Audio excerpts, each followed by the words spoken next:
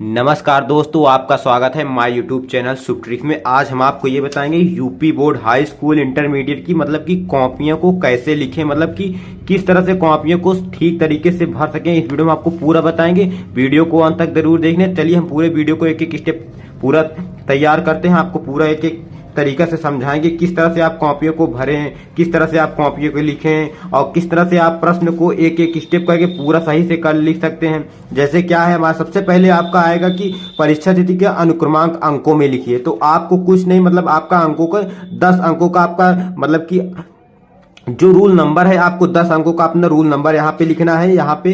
फिर उसके बाद आपको फिर क्या है, परीक्षा के अनुक्रमांक शब्दों में, आप शब्दों में इस तरह से नहीं लिखना है कि इकाई, दहाई, सैकड़ा, हजार, 10,000 इसे जोड़ के नहीं लिखना है। तो जैसे लिखा है 1 तो 1, फिर उसके बाद 2 लिखा है तो 2, 2, 1, 4, 4, 1, 9, 8, मतलब इस तरह से आपको अपना रूल नंबर शब्दों में लिखना है। फिर आपको विषय में लिखना है, जैसे आपका विषय जो भी है, हिंदी है, इंग्लिश है। जैसे पहला पेपर हमारा यूपी बोर्ड हाई स्कूल का हिंदी का पेपर है, तो हम हिंदी के लिए वीडियो बनाए हैं। और हाँ, फिर उसके बाद परीक्षा का तिथि में आपको लिखना है कि किस तारीख को है। जैसे 16 फरवरी 2023 को मतलब कि आपका पेपर है हिंदी का, और उसमें जो कि यूपी बोर्ड हाई स्कूल का प्रथम पाली पेपर रहेगा, तो उसमें आपको प्रथम पाली करना है। फिर अपने केंद्र का नाम लिखना है, मतलब आपका सेंटर, मतलब कि सेंटर का नाम लिखना है। फिर उसमें आपको क्या लिखना है, जैसे हमारा क्या है, कमला शरण इंटर कॉलेज फतेहपुर मानधता प्रतापगढ़, जिसमें आपका सेंटर गया है। आपको कुछ इस तरह से अपना सेंटर लिखना है। यहाँ पे आपको परीक्षा मतलब कि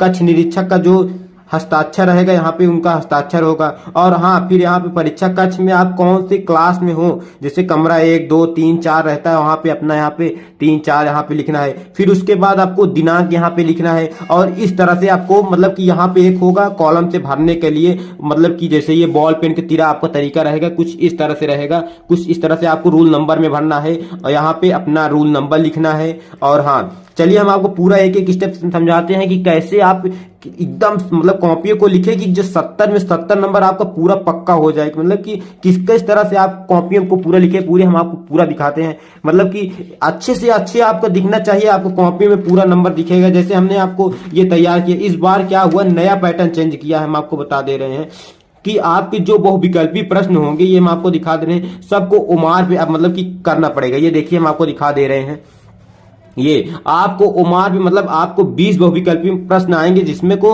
आपको उसमें कॉपी में नहीं लिखना है, एक उमार शीट मिलेगी आपको, उस पे आपको आंसर शीट लिखना है, आपको पढ़ लेना है ध्यान से। और हाँ, पेपर में लिखा भी गया है, हम आपको दिखा दे रहे हैं, पेपर में भी लिखा गया है। हम आप पूरा ये जितने मतलब कि बहुविकल्पी प्रश्न दिए गए हैं हम आपको दिखा रहे हैं। ये देखिए, जैसे मतलब कि निम्नलिखित कथनों में से कोई एक कथन सही है, उसे पहचान कर लिखिए। मतलब आपको यहाँ पे इसमें से एक लिख के, और उसमें का क्या है, लिखना भी नहीं है, सिर्फ आपको कौन सा सही है पहले का, तो इसमें आपको यहाँ पे अपना पहले का, जैसे ए सही है या बी सही है या सी सही है, डी सही है, तो उस पर आपको ऐसे गोला कर देना है, ऐसे गोला कर देना है। तो आपका आंसर बस इतना ही करना है इसमें। और फिर उसके बाद फिर खंड बा में आपको लिखना है हेडिंग डाल के, और हम हेडिंग डाल के अपना लिखते हैं, जरिए हम आपको पूरा दिखा रहे हैं। ये देखिए क्या लिखा है, जैसे हमारा प्रश्न आया है कि निम्नलिखित में गद्यांश पर आधारित 3 प्रश्नों के उत्तर दीजिए। मतलब कि आपका 6 नंबर का प्रश्न आएगा, मतलब कि। और हाँ, फिर इसको आपको लिखना है, ये देखिए हम आपको लिखे भी हैं, हम आपको पूरा दिखा रहे हैं। ये देखिए हम आपको पूरा एक एक स्टेप एकदम, अगर इस तरह से लिखेंगे, आपको यकीन मानिए आपको पूरा नंबर, एग्जामिनर नंबर काट ही नहीं पाएगा। हम आपको दिखा दे रहे हैं, आप कुछ नहीं करना है, मतलब कि आपको हेडिंग मतलब कि एक बीच में आपको लिखा है खंडवा वर्णनात्मक प्रश्न, आपको ये लिखना है। फिर उसके नीचे जस्ट आपको प्रश्न उत्तर आपको लिख देना है। और हाँ, आप अपनी स्केल से थोड़ी सी इस तरह से आप स्केल मतलब कि लाइन खींच लेना है, थोड़ी सी इस तरह के, मतलब हाँ, आप ज्यादा भी कम नहीं करेंगे, नहीं तो कॉपियां क्या है, इस बार से एक नया नियम लागू किया गया है कि अगर आप ज्यादा कम कर देंगे ना, तो एग्जामिनर जान जाएगा कि ये देखिए कॉपी भरने के लिए तरीका हे रहे हैं। तो इसलिए आपको थोड़ा सा है, मतलब कि आपको ऐसे थोड़ी सी लाइन इसमें है, जिससे आपकी राइटिंग देखने में काफी बहुत ही अच्छी लगे। और चलिए आपको क्या लिखना है, ये देखिए हम आपको दिखा रहे हैं कि जिंदगी को मौत के पंजों से मुक्त कर उसे अमर बनाने के आदमी से पहाड़ काटा गया। मतलब ये जितनी अंडरलाइन किया गया है, इसकी व्याख्या करना है। मतलब आपको प्रश्न आ, ये देखिए प्रश्न उत्तर पहला डालना है, उसके बाद आ लिखना है, बिब्बा लिखना है, फिर सा लिखना है, 3 लिखना है। ये देखिए जैसे आ में क्या दिया है, संदर्भ लिखना है। तो आपको प्रस्तुत गद्यांश हमारी पाठ्य पुस्तक हिंदी के गद्य खंड के संकलित अजंता नामक पाठ से लिया गया है।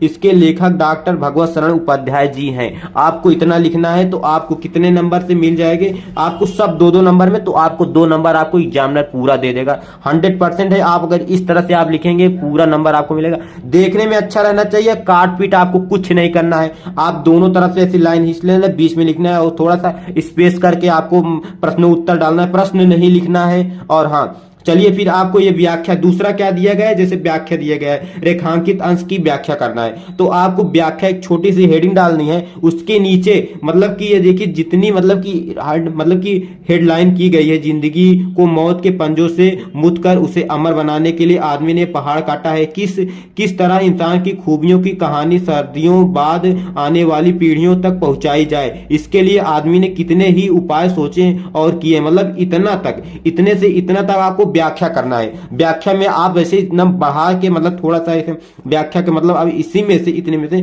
थोड़ा हिंदी में उसके ये देखिए सामने आपको दिखा दे रहे हैं।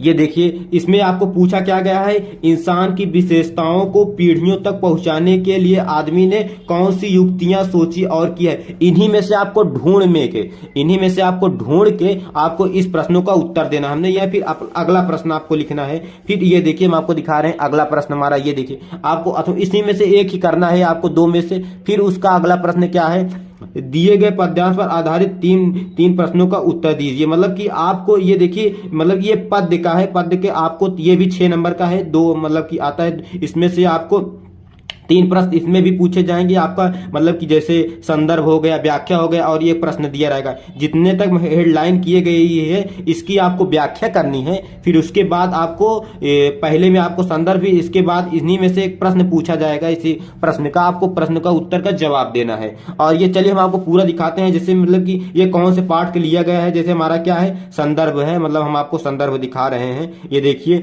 संदर्भ क्या है, प्रस्तुत काव्य पंक्तियां तुलसीदास द्वारा रचित। मतलब कि आपको मतलब कि लिखना है कि संदर्भ में आपको लिखना है कि प्रस्तुत काव्य पंक्तियां तुलसीदास द्वारा रचित वन पथ पर शीर्षक से ली गई है। मतलब कि इन्होंने वन पथ से, ये पाठ आपको वन पथ से पैराग्राफ का लिया गया है, जिसके रचयिता तुलसीदास जी हैं। इतना आप लिखेंगे ना, तो ये देखिए हम आपको दिखा दे रहे हैं, इतना आप लिखेंगे तो ये इसमें आपको 2 नंबर फिक्स हो जाएगा। फिर इसमें आपको दिखा दे रहा है कि व्याख्या करना है। व्याख्या आपको किसकी करनी है, ये देखिए हम आपको दिखा रहे हैं कि पूर्ते निकासी रघुवीर वधु धीर धीर दे मांग मग में डगते झलकी भरी भानी कानी जल की पट सुखी गए मधुरक वय। मतलब कि इतने का आपको व्याख्या करना है। ये देखिए हम आपको व्याख्या भी करके हम आपको पूरा दिखा रहे हैं कि व्याख्या में आपको क्या लिखना है। ये लिखना है